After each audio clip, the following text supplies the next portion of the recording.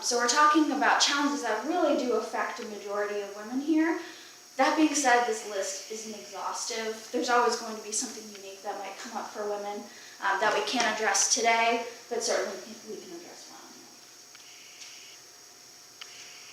one. So our first challenge, oh, that got cut off, sorry about that, is the wage and employment gap.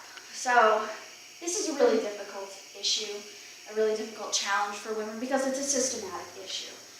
There's only so much we can do outside of changing the whole system when combating this issue, so it's pretty difficult. That being said, it's not impossible. So we will talk about the solutions to some of these challenges later in the presentation, but right now, just talking a little bit about what this type of risk presents for women is, first and foremost, these two major causes in what contributes to the wage and unemployment gap for women is going to be the smaller checks and the lack of time in the workforce due to whatever that might be. And the smaller checks, unfortunately, we can't do much about. However, there's ways we can mitigate the effects of that. But what are the effects? The effects of being out of the workforce for whatever reason and the effects of those smaller checks is, of course, less money in your pocket. And because of that, you have less money to save and less money to invest, which overall will lead to less growth opportunities, less money down the road, and essentially less money for you to do with whatever future goals that you might have. So they can really put you back. So there needs to be some way to acknowledge this challenge and be able to mitigate the issues and the effects that go with it. Second, we have unexpected life changes. So, first and foremost, obviously, unexpected life changes can happen to anybody, not just women. But there's particular life changes that can happen to a woman and a man that are particularly harsher when it comes to the effects and the impact for women.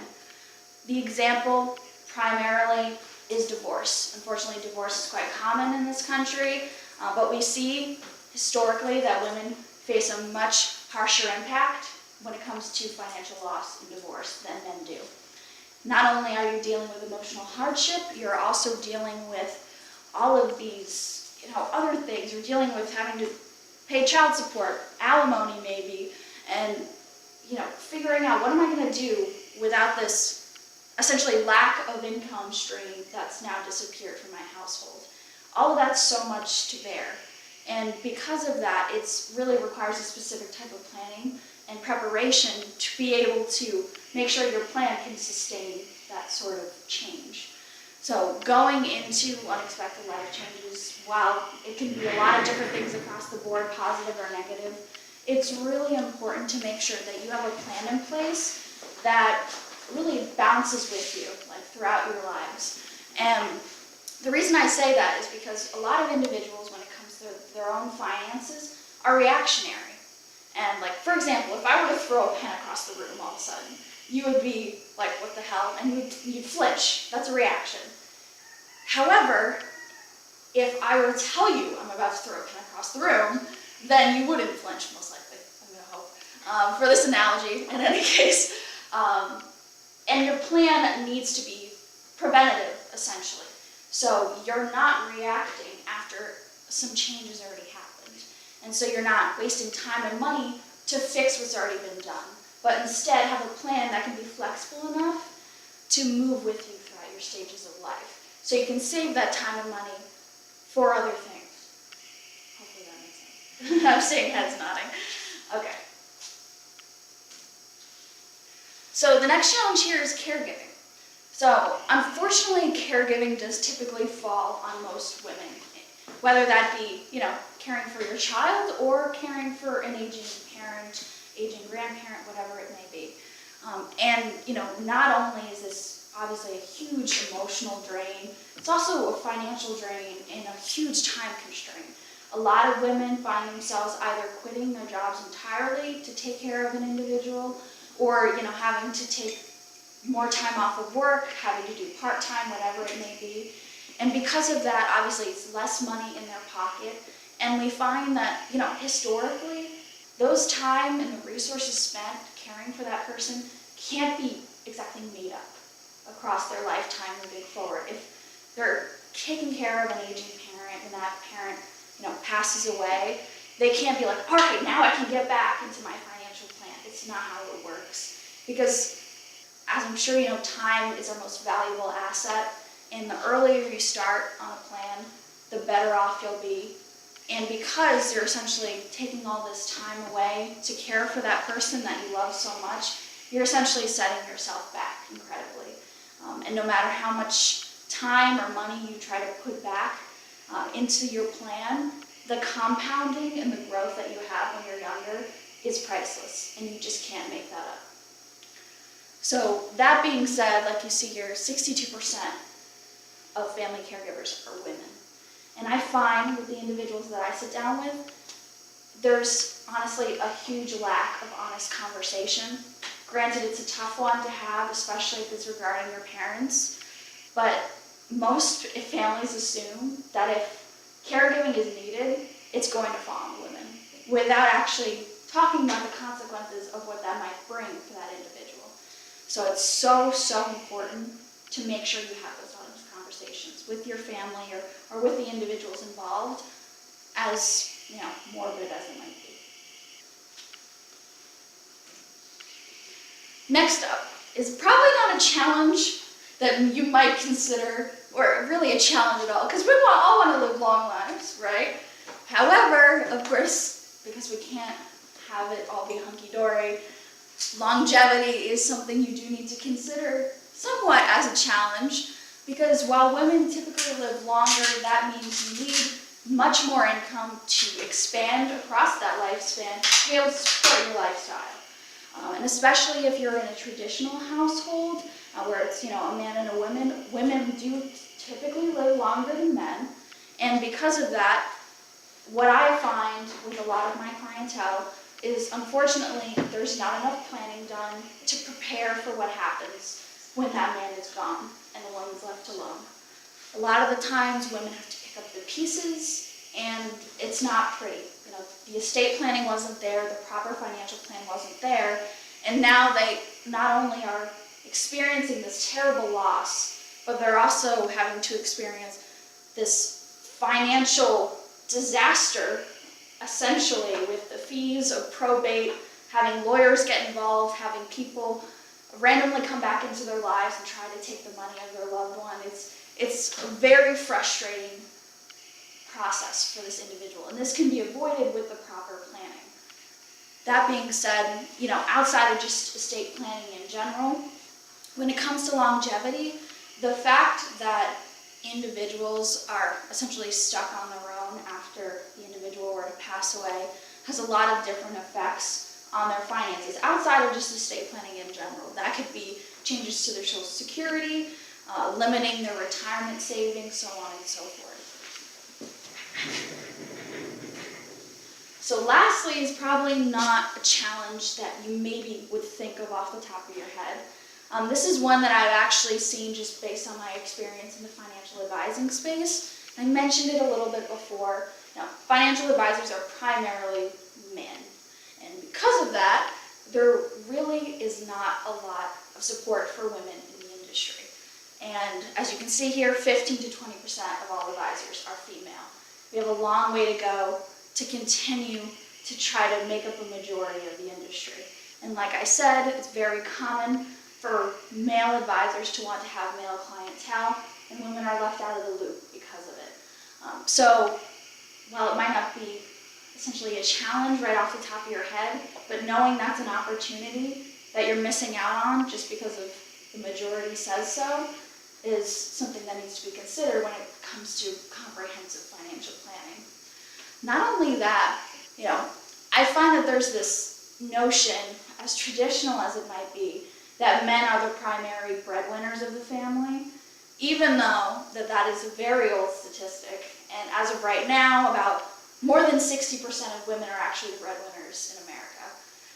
However, because there's this traditional notion going around, again, male advisors will seek out men hoping to have more assets to play around with, rather than seek out women who deserve a financial plan. Any questions so far?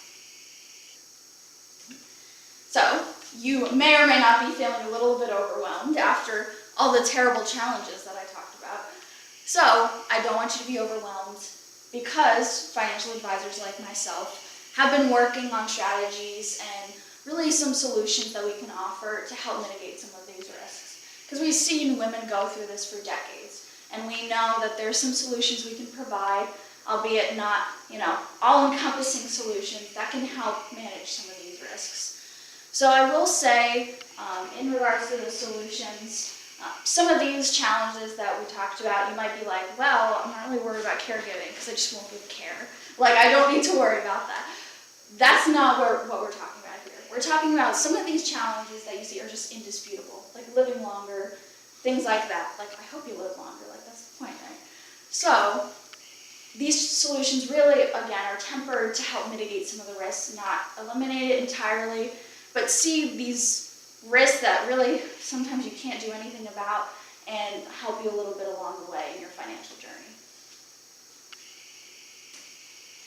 So first things first is just simply getting started. I see so many people that I sit down with who have what I call paralysis by analysis. They are just presented with so many options that they just don't do anything at all. That's the worst thing that you can do. Getting started is crucial. Even if it's small, like if you have a retirement plan and you're not sure how much you should be contributing, so you don't contribute anything at all, just do $25 a month, like something. That will help you more than anything else. So getting started is so important. And getting started early will help you manage those risks that we talked about, because the earlier you start, the more compounded comes into play, the more growth opportunity there is for you to make up some of that money that you will lose because of those challenges that maybe you can't really, avoid entirely throughout your life. Additionally, I do want to say, in regards to getting started, there's also a sentiment here that I want to express. It's along the same lines of just wage and unemployment difficulty that we talked about before. Get started on knowing your self-worth as well, because knowing your self-worth can very much help you in regards to knowing what you deserve to be paid, knowing what job is working and not working, and when you need to essentially leave for a better opportunity. So get started on that, and that'll just rock you to where you need to be. Any questions?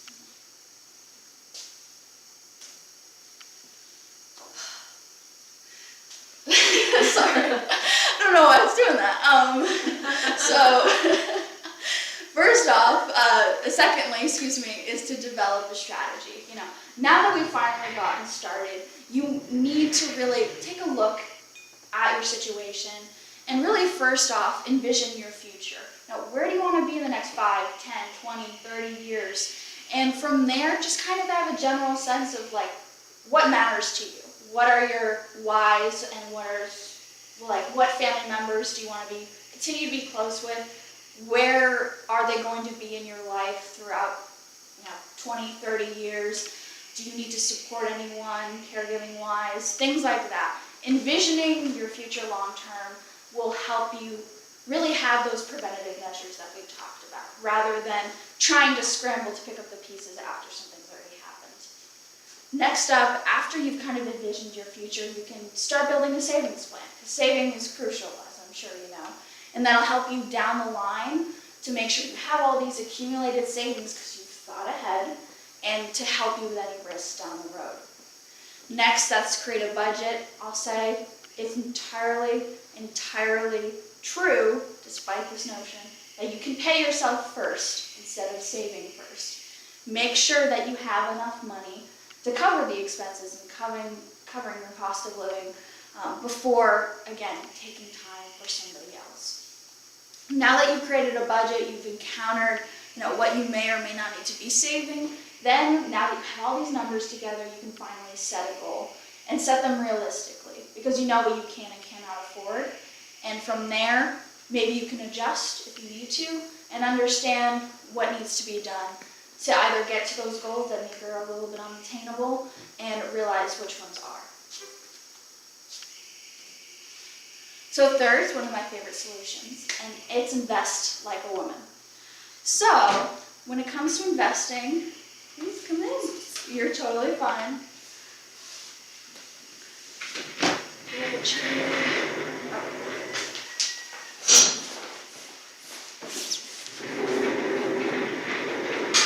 Alright, we're switching up chairs here. We're just gonna play musical chairs. So yeah, just picking up where we left off. The third solution here is going to be investing like a woman. So there's this very common misconception, I won't even say in the industry, I'd say across America, that women don't know how to trade and that they're very hands-off when it comes to investing. In actuality, women, while they do trade less than men, they actually get better returns than men.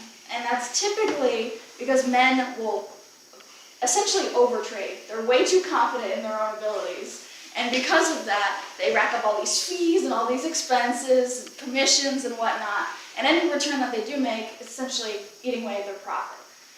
So, what does it mean to essentially invest like a woman? Well, women are very conscious about, their place in their own life. And because of that, they have what's called healthy investing, which is essentially taking their situation and understanding what risks they can and cannot take. There's age-based investing, which is just simply looking at their age, like, well, I'm close to retirement, so I definitely shouldn't be investing in a hedge fund that returns 200%. I can't do that. And long-term investing, understanding that they don't need to be trading a lot to get to the goals that they need to. And of course, one of the other solutions is simply building a team. There's a lot that goes on with your finances, and making sure you have the right people around you is really important. Investors are only as good as the people that surround them, and because of that, you want to make sure you have access to professionals that you trust, and that will give you the right information. And, just as an advisor speaking, I can tell you, and I can't speak for any other advisor, when it comes to working with my particular practice, obviously there's the advantage of experience and layered advice, but also educational resources, making sure you're continuing to stay in the know on what's going on with the market, what challenges might be presented to women that maybe we didn't talk about today, or really anything else. When it comes to building a financial plan, your financial advisor shouldn't be the only person involved as well. So when it comes to building a team, it should be, of course, you, maybe your advisor, a lawyer, estate planning attorney, a tax advisor. All of them should be working in tandem with each other, because your finances encompass way too much of your life to just trust one person with it. So, moving on from there. The last solution is really going to be never stop learning. Making sure you're always in the know. Making sure you're adopting the mindset of a learner is really important, because obviously your finances are really important. But that being said, if you do have a trusted professional taking care of your finances, or an accountant, whoever it may be, you want to make sure you're in the know as much as they are. And make sure whatever decisions they are making on your behalf, you understand fully as well. Not only that, making sure you're educated can also really ease your mind about what's going on with your finances, and know you're doing essentially the best in your own ability to do what you can to meet those goals in the future. So one thing I'll add here is, where can you actually get financial education? Obviously, you can get it from your friendly local nonprofit, but you can also get it from your financial advisor. Financial advisors are lucky enough to have a lot of resources that are tested, and really the numbers are always going to be correct, yada yada, run through all these different companies to make sure they're reflecting the most accurate and most up-to-date information as possible. That being said, if you don't have an advisor, there's other places that you can get that information. A lot of employers will have some sort of financial wellness education through them. The state also provides some financial wellness education as well. And of course, there's the internet. You got the whole world in your pocket. However, I would be very, very wary about trying to decide your financial decisions through the internet, because as I'm sure you know, there's a boatload of misinformation on there. So make sure you use trusted sources, and maybe if you don't want to use an advisor for their resources, ask them at least what resources you should be using. All right, so just to wrap up from there, we talked about a lot of different challenges that women face, throughout their time on this earth in America. And we know that, with these solutions, we can help I will say that it's incredibly important to not understate really the role of a financial advisor in creating a good financial plan. And the reason I say that is, the best way I can describe this is an advisor is like your doctor. Like, your doctor is essentially there to help you get to whatever ideal lifestyle you want to be by encouraging you and collaborating with you to essentially enforce preventative measures to make sure you don't fall ill with disease or whatever it might be. An advisor does the same thing. They're encouraging you to take these plans and have preventative measures to make sure you don't fall, in this case, into disaster. Having a good financial plan is not better than having a plan is not ideal if it's not the right plan. So you want to make sure you're not doing yourself any harm by having the wrong plan just for the sake of having one.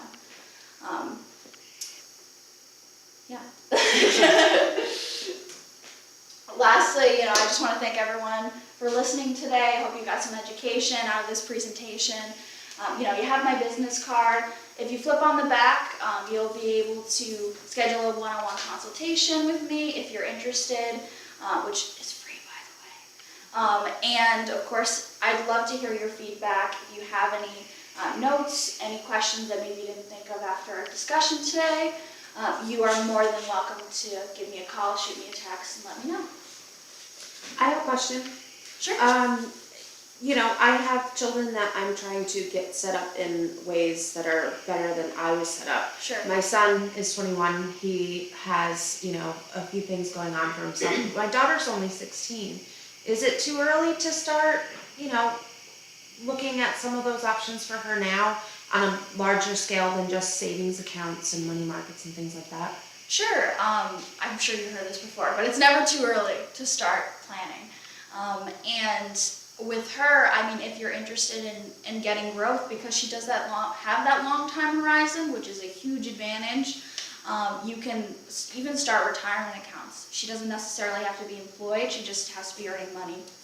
Do they have to be custodial, or can she have them on her own? No, she can have her own account on her name, but you can also have it be custodial if you want to go that route. Oh, interesting. Thank you. So she asked a question that I'm going to ask out loud, because I answered it, but I want you to give more insight. Sure.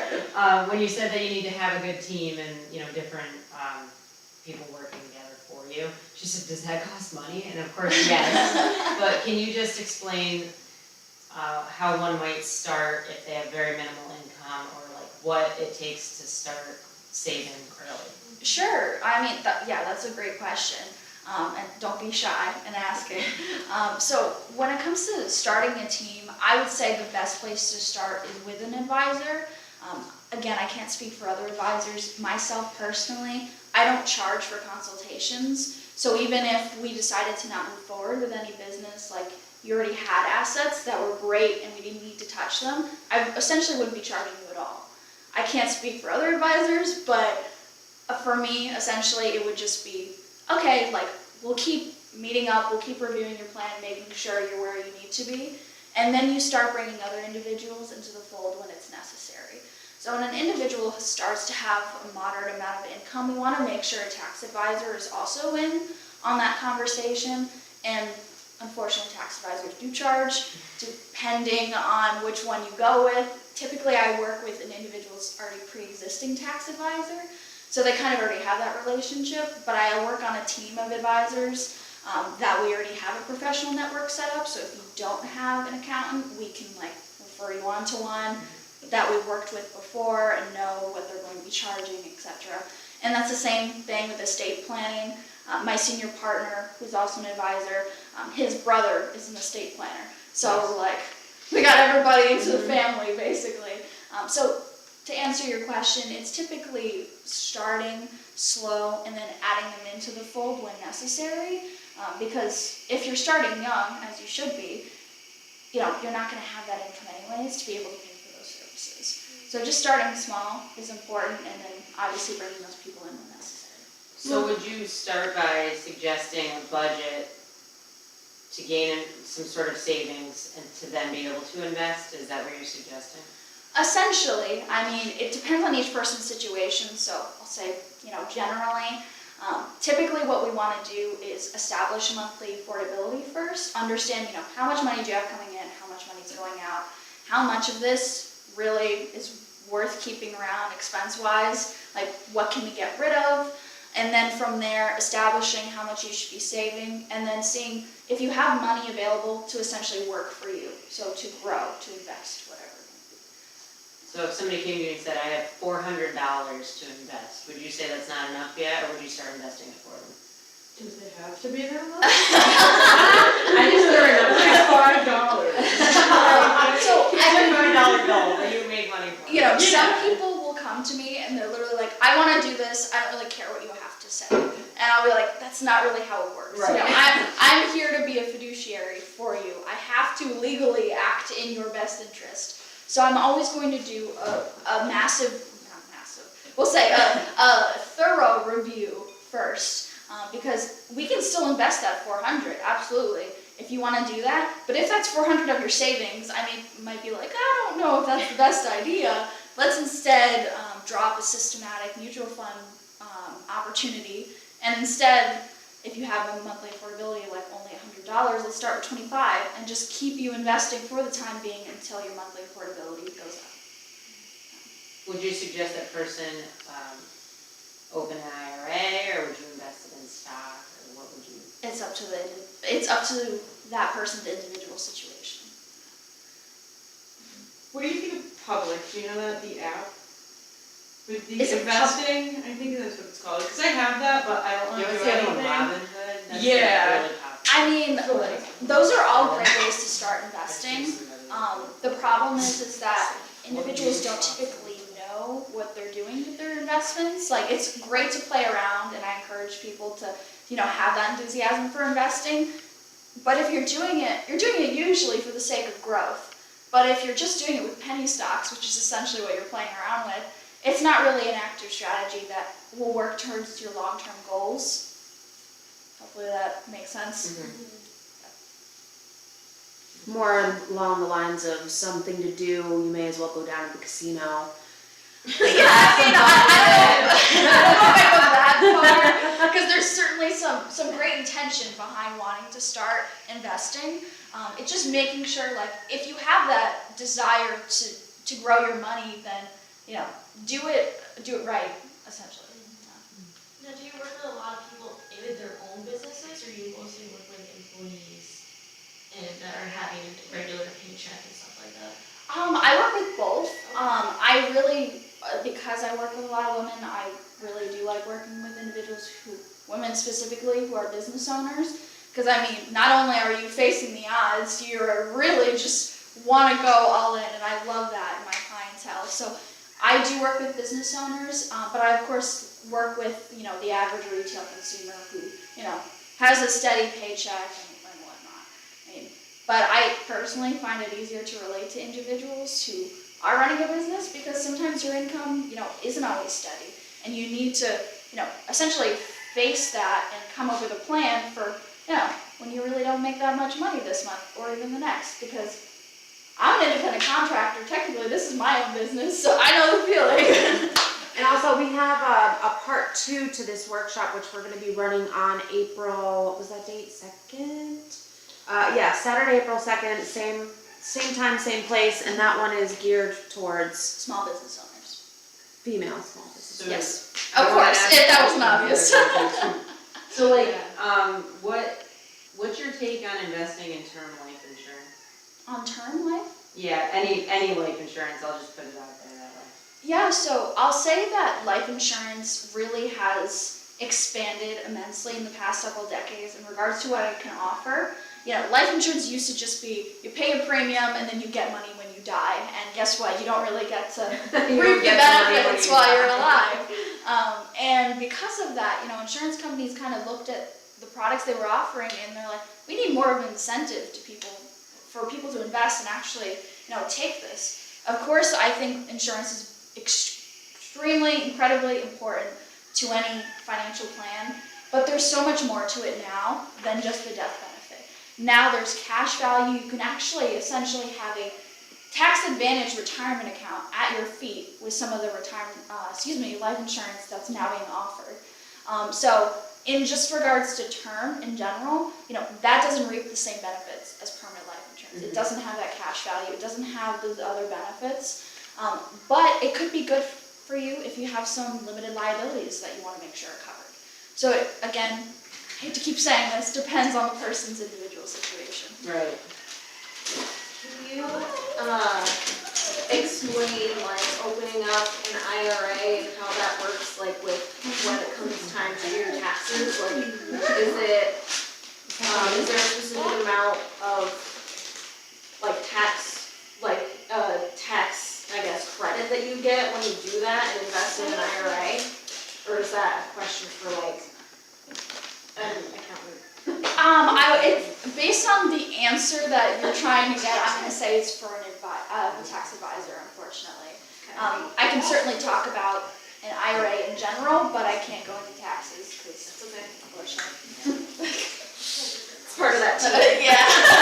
But I get somebody else to talk about it, but. Now you said like waiting to, while you're still small or something, waiting to add in those other team members. When would you know it's time to be like, I need a professional tax advisor, not just an accountant, Right, so I would say when you're starting to make a larger income, so that's obviously relative, and I would say that's up to the advisor to decide.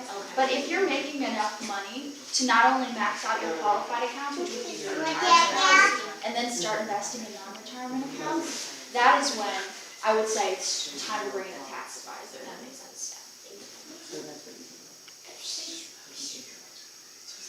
We can talk about an IRA, but I just can't talk about an IRA. Something I recently learned, so. Yeah, maxing out 6,000, and I mean, it is tax advantage, so of course there's some advantages there, no pun intended. So it depends if you want to get hit up front or hit later. That makes sense. She's asking about the difference between an IRA and a 401k. Oh yeah, so a 401k is typically through your employer. It's a pre-tax plan, so when you turn 59 and a half, you essentially have to pay all the taxes back. The IRA is independent of your employment, so you can carry it with you from employer to employer, which is a huge benefit because typically what happens with a 401k when you leave your job, which, by the way, the average person changes careers, not even jobs, 6 to 12 times throughout their life. So, because of that, I'm on target. because of that, they leave behind a lot of 401ks. The amount of people that I sit down with that are like, yeah, I think I have a 401k like lying around somewhere, like, that's your money, take it back. But if you don't touch it, it's still accruing interest at least. Yeah, So so what would you say is best? Like if you're gonna end up having to pay taxes back on that, would you move it over to an IRA? Is that smarter? So, again, I'll say, depends on the person's situation, but personally, I find it to be much more beneficial for my clients to move over a 401k, especially if it's just a small amount. I mean, large or small amount, I'd still recommend moving it over, because the problem with leaving your 401k there is essentially you can't contribute to it anymore. It is just earning whatever it's earning. But the effect of contributions, whether it's large or small, is priceless. Because essentially what happens when you're contributing is you're moving up the cost basis for what you're investing. So if the market were to absolutely tank, that means that so would your money. Because all you're doing is essentially just working from the balance that you're not contributing to.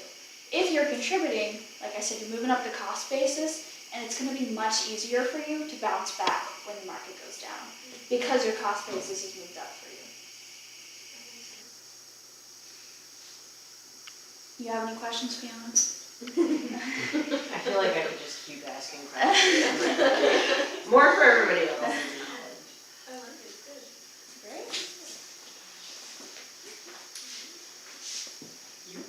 No more questions then? Thank you. Of course. And if anyone has anything like very particular to their situation, like you can always talk to me one-on-one if you don't want to expose it in a group setting. I wouldn't blame you. Okay, so this video, along with the PDF presentation, is going to be available on the Moxie Women's Foundation website just as soon as it's looked over and made sure that, you know, it's good for the compliance team. And then again on April 2nd at 10 a.m. Here at Moxie headquarters, 1105 Route 32 Stillwater, we're going to have part 2 of this, which is focused on female business owners. And that presentation will again be live streamed to the YouTube channel and then put on the website, and all of the good PDFs will be available as well. So thank you again, Jessica, for coming in and talking with us. Of course, thank you so much for your questions. I love an engaged audience, so.